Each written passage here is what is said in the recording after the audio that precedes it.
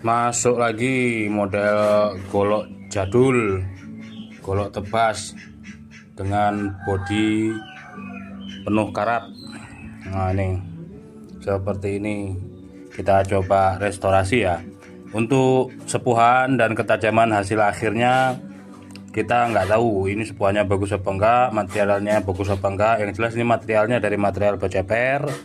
Tapi untuk sepuhan dan hasil akhir kita maksimalkan, kita usahakan semampunya. Kadang kalau sepuhannya bagus ya hasilnya bagus meskipun bentuknya sederhana.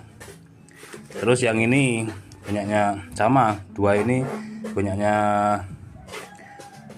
siapa lupa. Ini Victo, kesalahan pemakaian honing, bodinya beset semua. Kita pertajam dan mudah-mudahan bisa juga merapikan bodi bilahnya. Tapi yang jelas kalau bodinya sudah rusak seperti ini, logonya pasti akan hilang. Karena nanti kita masuk lagi barang karatan.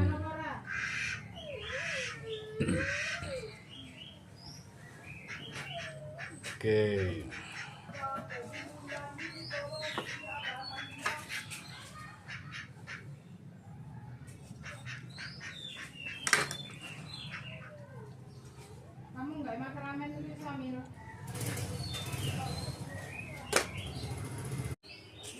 Alhamdulillah sudah beres beberapa pisau asahan dari mulai kemarin. Bekas rajangan tembakau untuk khusus seset, tidak disarankan untuk sembelihan, terlalu kecil dan tipis.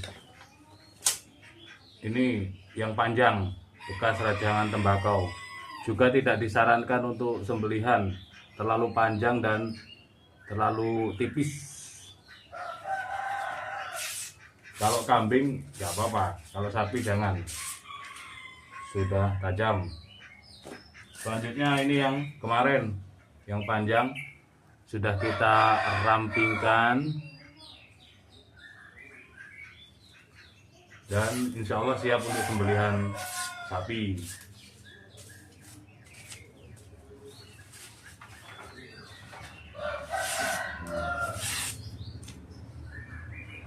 Terus yang ini modelnya terlalu melengkung. Kalau kambing monggo, kalau sapi daya tarik murni mepet di bagian sini, megangnya mepet.